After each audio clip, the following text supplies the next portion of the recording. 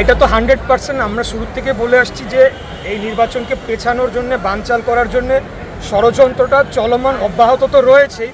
একে কেন্দ্র করে নানান ঘটনা যেমন ঘটনা হচ্ছে, পাশাপাশি কোনো বিচ্ছিন্ন ঘটনারকেও এই ষড়যন্ত্রের অংশ করে ফেলা হচ্ছে পরিকল্পিতভাবে, যে বাংলাদেশে আইন শৃঙ্খলার বিষয়ে প্রশ্ন তুলে নির্বাচনকে যাতে পেছানো যায়। তবে আমি বলবো যে যতই লাফালাফি করুক, যে যত বড় মাছ হোক বা ছোট মাছ হোক, যেখানে গিয়ে লাফালাফি করুক না কেন, বাংলাদেশের নির্বাচন কেউ ঠেকাইতে পারবে।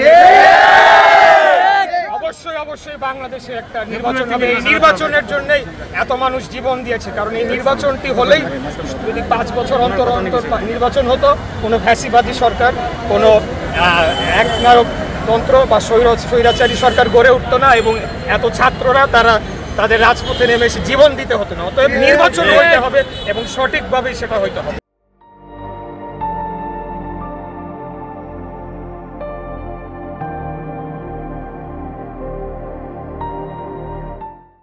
আমি মনে করি 1 সপ্তাহ লাগবে, যদি সরকার সিরিয়াস হয় এবং তারা যদি আমাদের সহযোগিতা কামনা করে। 1 সপ্তাহের মধ্যে বাংলাদেশের আইন শৃঙ্খলা পরিস্থিতি একটা নির্বাচনযোগ্য জায়গায় নিয়ে যাওয়া সম্ভব। সরকার কি সেটা চাচ্ছে কিনা, সেটাই আজকে বড় প্রশ্ন হয়ে দাঁড়িয়েছে। আর দেখেন, বিএনপির প্রোগ্রামে জনসমাগম হওয়াটা আসলে আমরা নতুন কিছু নয় আমাদের কাছে। আমরা দীর্ঘদিন যাবত জনগণের যে অধিকার রক্ষার যে লড়াই সংগ্রাম করে চলেছি, সেই লড়াই সংগ্রামে তিলে তিলে আমাদের মিছিলটি বড় হয়েছে 17 বছরে, এবং আজকে এই পর্যায়ে এসে পৌঁছেছে। তো আমরা জানি যে জনগণের আমাদের প্রতি অনেক প্রত্যাশা, যার কারণে তারা আমাদের সাথে এই আন্দোলনে যুক্ত ছিলেন। শত নির্যাতনের শিকার হয়েও তারা ছিলেন।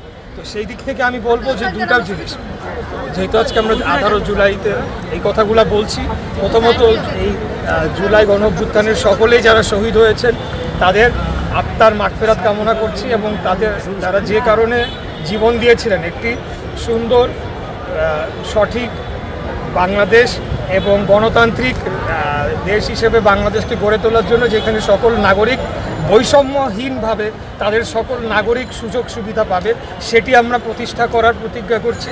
আর পাশাপাশি যারা আহত হয়েছেন 25-30 হাজার, আপনারা জানেন বর্তমান সরকার নানান কথা বললেও আসলে তাদের চিকিৎসার জন্য কার্যকরী কোনো ভূমিকা নিতে পারে নাই, এবং সেখানেও বিভিন্ন সময় বৈষম্যের অভিযোগ উঠেছে। দেখা গিয়েছে আমাদের দলীয় নেতাকর্মী অনেক বেশি আহত, তাদেরকে এক প্রকার ইগনোর করা হয়েছে। তো আমরা আশা রাখি যে দ্রুততম সময়ে এই একটা নির্বাচিত সরকার আসবে, এবং পরবর্তীতে তাদের পুনর্বাসন এবং তাদের চিকিৎসার ব্যবস্থা আমরা দ্রুততম সময়ে করব।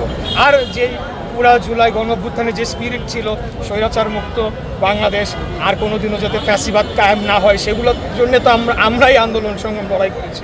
আর সংস্কারের যে কথাটি বলা হয়েছে, সেটি আমরা দীর্ঘ 2.5 বছর আগে থেকেই বলে আসছি যে ধরনের সংস্কার আমরা চাই, যাতে আর কোনো ধরনের একদলীয় শাসন ব্যবস্থা বা স্বৈরাচারী ব্যবস্থা গড়ে না ওঠে। আমরা দেখেছি বর্তমান সরকার একটি জাতীয় ঐক্যমত্য কমিশন করেছে, তারা ঘন্টার পর ঘন্টা বসছে, দিনের পর দিন।